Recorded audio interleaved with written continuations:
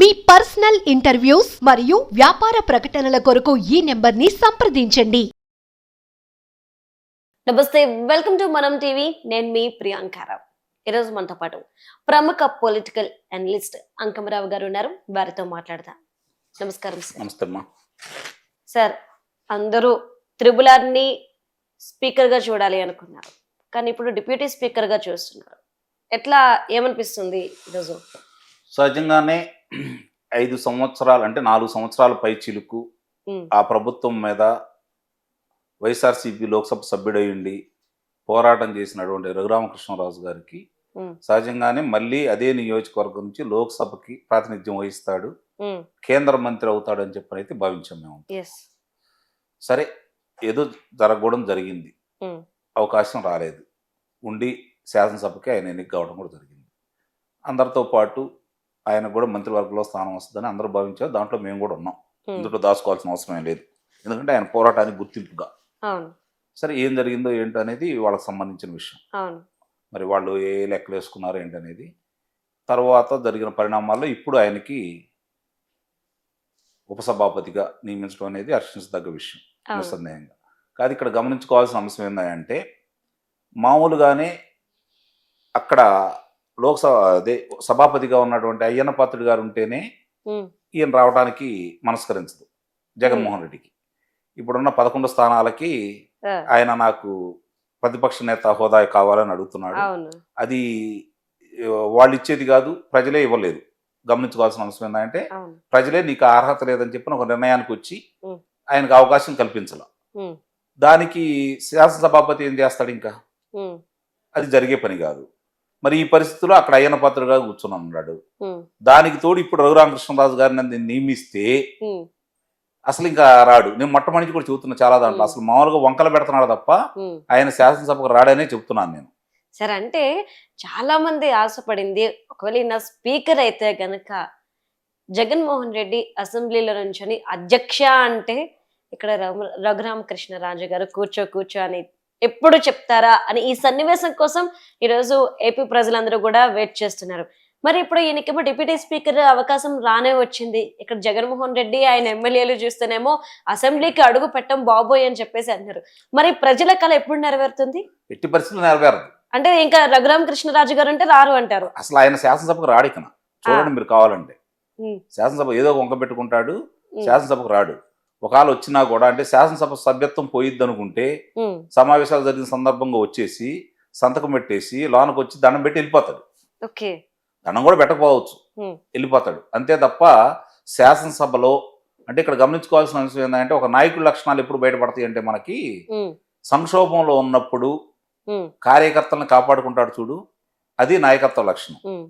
అలాగే పార్టీని కాపాడుతున్నారు చూడండి, అది నాయకత్వ లక్షణం. ప్రభుత్వం ఏదన్నా ఇబ్బందికరమైన అంటే ప్రజలకు ఇబ్బందికరమైన రీతిలో పరిపాలన సాగిస్తున్నా, లేదంటే ఏదన్నా విషయాల్లో కుంభకోణాలు జరిగినా ప్రజల తరఫున పోరాడతారు చూడండి, అది నాయకత్వ లక్షణం. అలాంటివన్నీ ఏమీ లేకుండా ప్రజా సమస్యలకు గాలి కుదిలేసి నాకు పదవి కావాలని కోరుకుంటే అది స్వార్థం అవుతుందే తప్ప ప్రజల కోసం పోరాడినట్టు కాదు కదా.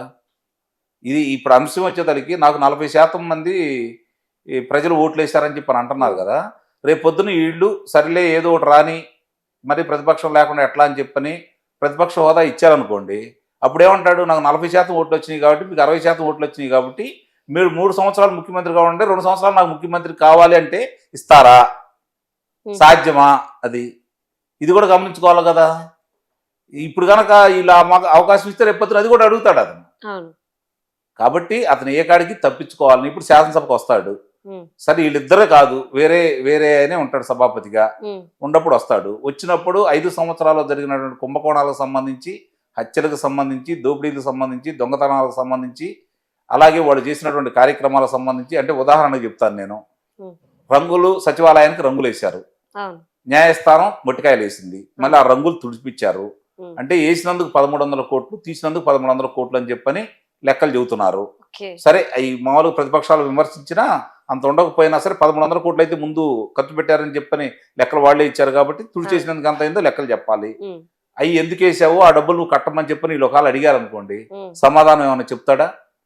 అలాగే సర్వే చేసేసి రాళ్ళు వేయటం కోసం ఆయన బొమ్మ వేసుకున్నాడు. దాని గురించి వీళ్ళు ప్రశ్నిస్తారు. సమాధానం ఏదన్నా చెప్తాడా?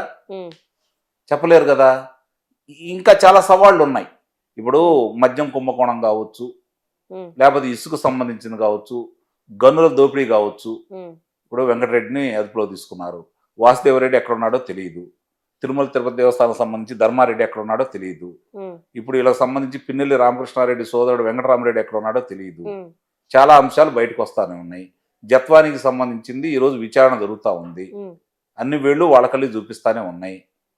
ఇవన్నీ అంశాలు రేపు పొద్దున శాసనసభలో వాళ్ళు అడిగితే సమాధానం చెప్పగలడా? లేదు. ఆ రోజు జరుగుతున్న కార్యక్రమాలకు సంబంధించి పురోగతి ఏం సాధించారు, యువత యువకులకి ఎన్ని అవకాశాలు కలగజేశారు, పరిశ్రమలు ఏం తీసుకొచ్చారు, ఇప్పుడు వీళ్ళు వచ్చిన తర్వాత వచ్చిన పరిశ్రమలు మేము ఈ 5 సంవత్సరాల్లో మీరు ఏం తీసుకురాలేదు, 5 నెలల్లో మేము తీసుకొచ్చామని చెప్పి వాళ్ళు చూపిస్తే సమాధానం ఏమైనా ఉందా? వీటన్నిటికీ సమాధానం చెప్పగలడా? చెప్పలేడు. కాబట్టి ఆయన శాసనసభకు రాడు. దానికి తోడు ఇప్పుడు పులి మీద పుట్టరలాగా ఒక ఎప్పుడు అయ్యన్న పాత్రుడు గారు ఉన్నారు, ఇప్పుడే రఘురామకృష్ణరాజు గారు నియమించారు. ఇంకెలా వస్తాడు చెప్పండి? పాపం ఆ పిల్లాడిని ఆడుకోవడానికి తప్ప, ర్యాగింగ్ చేయడానికి తప్ప మీరు రమ్మంటుంది. మరి అది అతను తెలుసు కాబట్టి ఈ తిప్పలన్నీ ఎందుకు? శాసనసభ సాక్షిగా మామూలుగా ఏంటంటే ఒక నాయకుడి లక్షణాలు ఎక్కడ బయటపడతాయి అంటే, శాసనసభలో ఆ నాయకుడు కనుక ప్రజల తరపున కనుక మాట్లాడితే అవి రికార్డు అయి ఉంటాయి. ప్రజల కోసం పోరాడితే ఎన్ని సంవత్సరాలైనా సరే రికార్డులో ఉంటాయి. పలానా రోజు మేము మాట్లాడుకున్నాము, పలానా రోజు ప్రజల గురించి ఇలా మాట్లాడాను నేను శాసనసభలో, దానికి స్పందించారు, ప్రభుత్వం తప్పుల్ని మేము ఎత్తి చూపించాము అని చెప్పి మాట్లాడారు అనుకోండి, దానికి సంబంధించినవన్నీ కూడా ఈరోజు రికార్డులో ఉంటాయి. అవన్నీ చెరిగిపోయేది కాదు కదా. రేపు పొద్దున వాళ్ళు వచ్చి ఏం మాట్లాడతారు? జోగి రమేష్ని చంద్రబాబు నాయుడు గారి ఇంటి మీద పంపిస్తే మంత్రి పదవి ఇచ్చావు, ఇది న్యాయమా అని అడిగారు అనుకోండి, సమాధానం ఉంటుందా? ఉండదు. ఆ రోజు శాసనసభ సాక్షిగా వీళ్ళని మాట్లాడితే చివరికి రఘురామకృష్ణరాజు గారిని సభలో లేకపోయినా కూడా, సభా సాంప్రదాయం కాకపోయినా కూడా ఆయన గురించి మాట్లాడారు. ఇది ఎందుకు మాట్లాడారు అని అంటే సమాధానం ఏమైనా ఉంటుందా? ఉండదు కదా. ఇలాంటి అంశాలన్నీ రేపు బయటికి తీస్తారు కదా.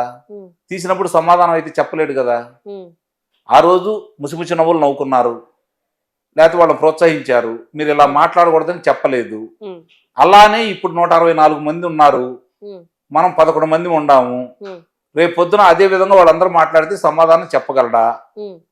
ఆ రోజు 18 మందిని సభ నుంచి బయటికి పంపించారు. చంద్రబాబు నాయుడు గారు ఒక్కళ్ళే ఉన్నారు. 3 గంటల సేపు ఆయన ఈ ప్రభుత్వం మీద శాసనసభలో పోరాడాడు. నువ్వు అలా పోరాడగలిగే శక్తి నీకుందా? పోరాడారు కాబట్టి, ప్రజా సమస్యలు ఎత్తి చూపించారు కాబట్టి చంద్రబాబు నాయుడు గారు ముఖ్యమంత్రిని చేసుకున్నారు. నువ్వు ఆ విధంగా చెయ్యి. ఈ ప్రభుత్వం ఏం చేయలేదో చెయ్యి. రేపు పొద్దు ప్రభుత్వం చెప్పిద్ది, ఇదిగో ఈ రోజు మేము వచ్చాం, కేంద్ర ప్రభుత్వం అమరావతి నిర్మాణం కోసం 26,000 కోట్ల రూపాయలు, 15,000 కోట్ల రూపాయలు ముందు ఇచ్చింది, 11,000 కోట్ల రూపాయలు వేరే రూపాయలు వస్తున్నాయి, 26,000 కోట్ల రూపాయలు ఇక్కడికి వస్తున్నాయి. అమరావతిని మేము తిరిగి రాజధాని పనులని పురోగతిని సాధిస్తాము, అమరావతిని ప్రపంచ పటంలో నిలబెడతామని చెప్పని అన్నారనుకోండి, తెల్లముఖం వేసుకోవాల్సిందే కదా. 3 రాజధానులు అన్నావు, సమాధానం ఉండదు కదా. ఈ రోజు పోలవరానికి సంబంధించి మీ వల్ల నష్టపోయారు కాబట్టి సంవత్సరం ఎప్పుడో 2021లో పూర్తి కావాల్సింది 2020 నాటికి తొలిదశ పూర్తయ్యే పరిస్థితి నువ్వే తీసుకొచ్చావు కాబట్టి దానికి అదనంగా ఇప్పుడు 13,000 కోట్ల రూపాయలు ఖర్చు అవుతుందని చెప్పని లెక్కలు చెబుతున్నాయి. కాబట్టి ఇప్పుడు కేంద్ర ప్రభుత్వం 12,700 కోట్ల రూపాయలు మంజూరు చేసింది, 2,000 కోట్ల రూపాయలు ఇచ్చింది. నువ్వు దాన్ని నాశనం చేయాలనుకున్నావు, అమరావతిని పోలవరాన్ని మేము తిరిగి నిలబెడుతున్నామంటే సమాధానం ఏమన్నా చెప్పగలడా? ఇలాంటి అంశాలన్నీ కూడా రేపు పొద్దున వస్తాయి కదా బయటికి. వీటికన్నిటికి సమాధానం చెప్పలేక ఆయన రాడు. సో ఆయన దగ్గర ఏ ప్రశ్నల కంటే అసెంబ్లీలో అడిగే ఏ ప్రశ్నకి కూడా సమాధానం లేదు అంటారు. నిస్సందేహంగా ఆయన రాకపోయారు. అట్లీస్ట్ ఆయనతో ఉన్న ఎమ్మెల్యేలు కూడా ఎందుకు రావట్లేదు? 11 మందిలో ఈయన ఒకరు, మిగిలిన 10 మందిని కూడా రానివ్వకపోవడం ఎలా చూడాలి? ఎవరో వాళ్ళ పార్టీ ఇష్టం, ఆయన ఇష్టం, నాయకుడు ఆయన, వాళ్ళ ఇష్టం. వాళ్ళందరూ కలిసి ఆయనే నాయకుడికి ఎన్నుకున్నారు కాబట్టి ఆ పార్టీకి ఆయనే అధ్యక్షుడు, ఆయనే నాయకుడు కాబట్టి ఆయన ఇష్టం. మనం అడగడానికి మనకేం సంబంధం ఉంది? ప్రజలు అడుగుతారు రేపు పొద్దున వాళ్ళు. ప్రజలు అడుగుతారు, ఏమయ్యా మిమ్మల్ని గెలిపించింది ఇంట్లో కూర్చోడానికా, లేకపోతే పత్రికా సమావేశాలు ఇంట్లో కూర్చొని పెట్టడానికా, ప్రసార మాధ్యమాల్లో మాట్లాడటానికా మీరు ఇంట్లో కూర్చొని మా సమస్యలు ఏం చేశారు, నిధులేయి మీరు హామీలు ఇచ్చినాయి అని చెప్పి రేపు ఆ నియోజకవర్గ ప్రజలు అడుగుతారు. దానికి ఏం సమాధానం చెప్తారు వాళ్ళే చెప్పుకుంటారు. వాళ్ళ ప్రజలకి వాళ్ళ అధినాయకుడు మాట విన్నారనుకోండి, ప్రజలకు వాళ్ళు ఏం సమాధానం చెప్పాలో వాళ్ళే చెప్పుకుంటారు కదా. ఆలోచించండి. Okay, right. Thank you so much sir.